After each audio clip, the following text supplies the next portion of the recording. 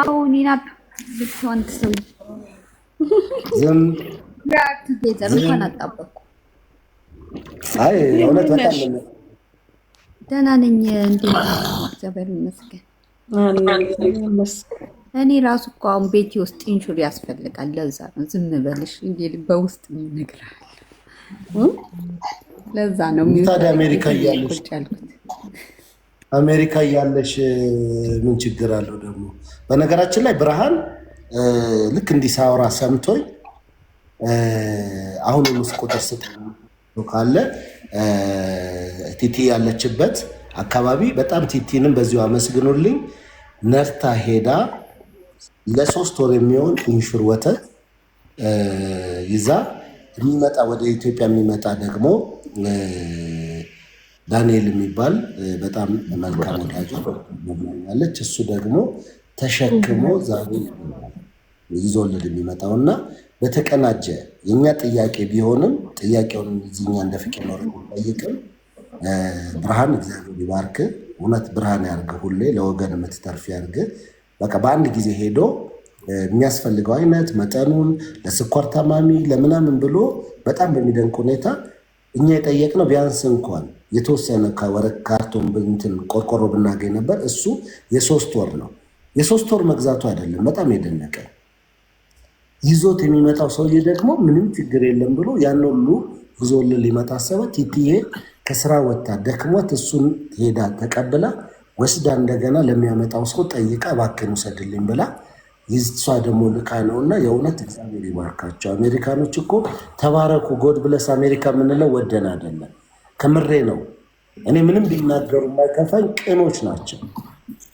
አንዳንድ ጊዜ እየቻሉ ማድረግ እየቻሉ መምጣት አንዲት ብልቃጥ መድኃኒት እባካችሁ ይዛችሁልኝ ሂዱ ብላችሁ የማያመጡ ብዙ ሰዎች አሉና እግዚአብሔር ይባርክ። ይህን ሁሉ ማምጣት መግዛቱ ትልቅ ነገር ነው። ያንን ይዞ ከቦታ ቦታ ሄዶ መስጠት እንደገና ይዞ መምጣቱ የሚገርም ነውና እግዚአብሔር ይባርካችሁ። ነገ እኔ እንደተቀበልኩ ቤትም አላስገባው ቀጥታ እሱን ይዤ አልጋ ልብስ ያስፈልጋቸዋል። አልጋ ልብሱን ይዤ እሄዳለሁ። ምናልባት በዚሁ አጋጣሚ አልጋ ልብሱን ይዤ ሲሄድ እውነት ለማማ ፍራሽ መግዛት የሚችል አንድ ሰው ይጠፋል። እስኪ ፍራሽ እንግዛላቸው፣ ይዘንላቸው። ቆንጆ ፍራሽ ነው፣ ደስ ብሏቸው ይተኛሉ። እንታችሁ አልሰማችሁ? የሚችል አንድ ሰው ይጻፍ። $100 ቆንጆ ፍራሽ ነው የሚገዛላቸው። ስንወስድ አልጋ ልብሱን ብቻ ይዘን ከምንሄድ እሱንም ይዘንላቸው። በቃ ትኝት ይበሉ። ቀዛው አልጋው ላይ ለረጅም ጊዜ ስለሆነ የሚሆኑት በጣም ነው ያሳዘኑ። አላችሁ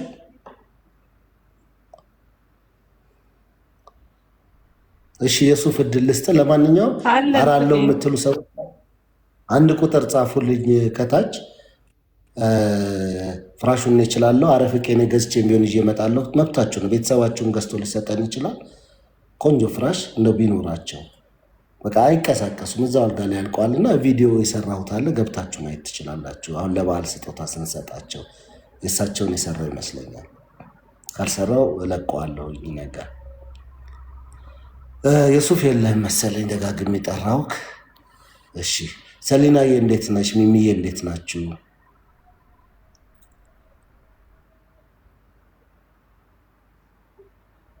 እግዚአብሔር ይመስገን። እንዴት ናችሁ? ደህና ናችሁ ሆይ? ሚሚዬ እንዴት ነሽ? ሰላም ነሽ ወይ? ራኪዬ እንዴት ነሽ? ከፕሮፌሰሩ ጋር እንዳጣላሃኝ ወቅ አላጣላሁትም። ነገ በጠዋት ሄዳለሁ።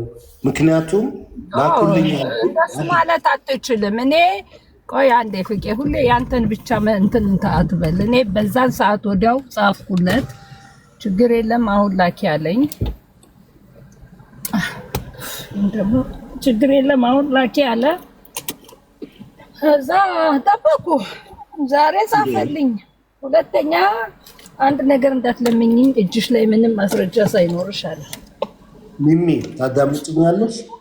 አንድ ጊዜ ሚሚ እንግዲህ ሰው ነኝ አልከፋፈልም።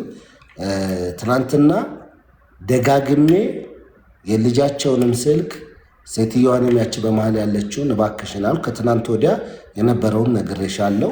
እሱ ምንድነው በፍጹም ጥቁር አንበሳ ይሄ የመንግስት ሚኒሊክ መሄድ እንደማይፈልጉ ስትነግረኝ ዶክመንቶቹን ላኪልኝ ወይንም ጣናሉ ሰድ ነው ያልኩት። ነገር ግን ነገ የግዴታ የውዴታ አይደለም የግዴታ የግል ሆስፒታል ሄደው ምርመራ እንዲያደርጉ ማድረግ እንዳለብኝ ለራሴ ቃል ገብቻለሁና ትልቅ ሰው ናቸው። እሳቸው የተሰማቸው ስሜት ምን እንደሆነ አላውቅም። መረጃቸውን እየጠይቅ ያለው የሰጠችኝ መልስ ምንድነው ያላቸው መረጃ የካቲት 12 ነው እንጂ የበፊቱ መረጃ እጃቸው ላይ የለም ነው ያለችኝ። ስለዚህ ይሄ በሰው እጅ የሆነ ነገር ምንም ማድረግ ስለማልችል እንደ አዲስ አስመርምሬ ያላቸውን ችግር ከግል ሆስፒታል ካወቅኩ በኋላ በሕክምና የሚገኘው በመንግስት ሆስፒታል ከሆነ ጥልቅ የሆነ ኦፕራሲዮኑ ምኑ ከባድ ከሆነ በግል የምንጨርሰው ስላልሆነ ስለማንችል ወደ መንግስት ሆስፒታል እናዞራለን። የዛን ጊዜ ልካለሁ ብዬ ነው። አንድ ዛሬ በጠዋት ተነስቼ የምሬን ነው የገባሁት አሁን ነው ማለትም ከተወሰነ ላይቭ ከመግባቴ በፊት ቀኑን ሙሉ የራሴንም ጉዳይ ነበረኝ። አንዱንም ሳላደርግ ነው ቤቶች ኤጀንሲ ነበርኩኝ። ሌላ ቦታ መሄድ ነበረብኝ። ጥርሴ ጋር መሄድ ነበረብኝ። እነዚህን ነገሮች ቀኑን ሙሉ ወጥቼ ሳደርግ ነው የቆየሁት። አንዳንድ ጊዜ እናንተ እንዳሰባችሁት እናንተ እንደፈለጋችሁት አይሆንም። ትናንትና በዳኒ ጉዳይ ጠበቃውን ከ5 ሰዓት በላይ ነው ውጭ ላይ የነበር ነው። መቼም እንግዲህ ሰዎችን ችግር የለም የራይዱን እኔ ከፍላለሁ፣ የሕክምና ወጪ እኔ ነኝ የሚሸፍነው፣ ለፍቄ ኖሮ የቤተሰብ ነው የሚሸፈነው፣ እሳቸው ብቻ ይሄዱ ብላችሁ አዛችሁ ሰዎች ማድረግ ካልቻሉ እንግዲህ መሞት አልችልም። 30 ቦታ እንከፋፈልም። ስለዚህ ነገ ማደርገው የእሳቸውን ነው ብያለሁ። እንደውም ነገ ሄደው ታይተው ለአርብ ከሆነ ከአስሬ ጋር ሚኒሊክ ሆስፒታልም ይዘናቸው ልንሄድ ነውና ከቻለ ያግዘናል፣ ካልቻለ ግን ምንም ልናደርግ አንችልም። ኦልሬዲ የኛ ችግር አይደለም ያንቺም ችግር አይደለም። የሚዬ ሰዎቹ ይህንን ነገር ሲጠየቅ ነገ መጠየቅ አይቀርም። እርግጠኛ ሆኜ ነው የምነግርሽ። እሱም ደግሞ ለበጎ ነውና ይህንን ያለው ከክፋት አይደለም ፈልገንም አይደለም የሆነው። በቃ ጊዜ ከሌለ ምንድን ነው ላደርግ የምችለው? የሆነ ቦታ ላይ የሆነ ሰው ይህን አድርጉልኝ ብለሽ ስትይ የሚመለከታቸው ሰዎች አይኖ በጣም የሚያናድደኝ አንድ ነገር ኢትዮጵያ ላይ ችግሩን ነው እንጂ የሚነግሯችሁ መፍትሄውን ልታደርጉ ስትሉ አንድም ሰው አጠገባችሁ የለም። ችግሩን ግን አምጥተው ነው የሚያሸክሟችሁ። እንቅልፍ አይነሳቸውም እነሱ። እኔ እንቅልፍ ይነሳኛል። የእነዚህ ሰዎች ጉዳይ የሆነ ነገር አግኝተው በቃ ለውጥ አግኝ። ዛሬ ቤቶች ኤጀንሲ እንግዲህ ለአራተኛ ጊዜ ነው የሄድኩት። ለአራተኛ ኃላፊዋም አልገባችም፣ ጸሐፊዋም ወደ 2 ነው ከሰዓት በኋላ ደውያለሁ አለ። ጸሐፊዋ ጋር አልገባችም። እኔ መፍትሄ ላይ ነው ትኩረቴ። ማድረግ የምችለው ደግሞ እንደ ሰው በአቅም ውስንነት ነው።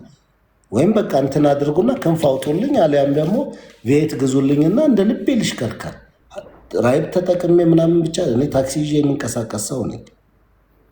ሁሉ ቦታ ብን ብዬ ብትን ብዬ እዛጋም የምለው ነገር አይደለምና ሶሪ ሚሚ፣ ችግር የለውም። ሌላ ጊዜ ላልጠይቅ እችላለሁ። ግን ይሄ በቃ የከኔ አቅም በላይ ከሆነ ምን አደርገዋለሁ? ወረቀቱ እጄ ላይ አይደለም። ለምሳሌ የካቲት ወረቀት እጄ ላይ ነው ካርዳቸው። የአይን ሕክምና ግን የሚሰጠው ሌላ ቦታ ነው። ምንም ማድረግ አልችልም።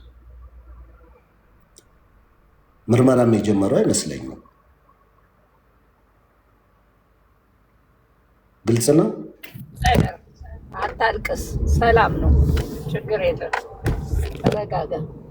አሁን ይሄ ሁሉ ብሶትህን ለመናገር አጋጣሚውን አግኝተህ ነው? አይ አይደለም፣ ብዙ ሰው ስለማይረዳ ነው። በጣም ስለሚገርመኝ ነው። እኛ እንረዳሃለን። እኛ የዛሬ 10 ምናምን ዓመት ሄደን በየመስሪያ ቤቱ ስንገላታ ውለን ከርመን የመጣንበት ጊዜ አለ። የአሰራሩ ሲስተም እንረዳሃለን። ችግር የለም። ባይሆን ጥሩ ነጥብ ያዝኩልህ። ያው ችግሩን ያመጣሉ፣ መፍትሄ ላይ ሲጓዙ ወደኋላ ያፈገፉ ብዙዎቹ ናቸው። እኔ ለምን እንደሆነ አላውቅም። ችግሩን ይናገራሉ። ችግሩን ልክ ወደ መፍትሄ ነው እንዲህ ነው የምናደርገው ስትሏቸው፣ ቆይ ትንሽ ጊዜ ስጠኝ፣ ጸበል ልሞክር፣ ቆይ ትንሽ ጊዜ ስጠኝ፣ እዚህ ቦታማ አልሄድም፣ የመንግስትማ አረ እዚህ ቦታማ ጥሩ አይደለም ተብሏል። የሚሰጧችሁ መልስ እነሱ ችግሩን ስለተናገሩ ብር ብትን አድርገን የምንሰጣቸው የሚመስላቸው ሰዎች እንደ ፍቄ ኖሮ ያስተሳሰብ የለንም። መፍትሄ የሚያመጡበትን ነው የምንፈልገው። የዛ ችግሩ ተቀርፎ እንድናይ ነው የምንፈልገው እንጂ በፍጹም እንደዛ የምትጠብቁ ሰዎች አቁሙ፣ አናደርገው። ስንት የተቸገረ ስንት እውነት ለመናገር በቃ እንደው እድሉን ቢያገኝ ወጣ ህፃናት ሆነው በእውነቴን ነው በጣም ህፃናት ሆነው ማየት በሚገባቸው እድሜ በትንሽዬ ሕክምና ማጣት ምክንያት በጣም ብዙ ችግር ውስጥ ያሉ ህፃናቶች አሉ። በእድሜ በሚመጣ በሽታ እንኳን እኔ መድኃኒቱ ኖሮ ሕክምናው ኖሮ አይደለም እኔ ሚኒሊክ እንደ ለምን የፈለገው ቡታጅራ አይሆንም ሄጄ እታከማለሁ። በጣም ፕሮፌሽናል የሆነ ሕክምና ኖሮ ግን እሳቸው እድሜያቸው ስለሆነ ይዣቸው ሄዳለሁ። ለግል አንድ ጊዜ ቼክ ያደርጋሉ። ከዛ በኋላ ያንን መድኃኒት ያንን ሕክምና ማግኘት የሚቻልበት የመንግስት ሆስፒታል ከሆነ እዛ እንዲቀጥሉ ነው የምናደርገው። አሳክሙኝ ከሆነ የትም ቦታ መታከም ነው ያለባቸው። የገንዘብ ውስንነት ግዴታ ነው። አይነው በግል ሆስፒታል ላይ መድኃኒቱ በዛ ብቻ ከሆነ የሚገኝ ከሆነ አድርገነው እናውቃለን እኮ። በግል ሆስፒታል ሰው ተኝቶ ታክሞ ይሄዳል። ነርስ ገብታ እግሯ ረግጦ ሲወጣ ለረገጠችው ቦታ የሚከፈልበት ጓንት ባወለቀች ቁጥር ጓንት አድርጋ ነበር አወለቀች ተብሎ በዝርዝር ሲመጣልኝ የደነገጥኩበት ደረሰኛል። ምን ተብሎ እንደተጻፈ ነርሷ ገብታ ኦክሲጅኑን አይታ ወጣለች። ነርሷ ገብታ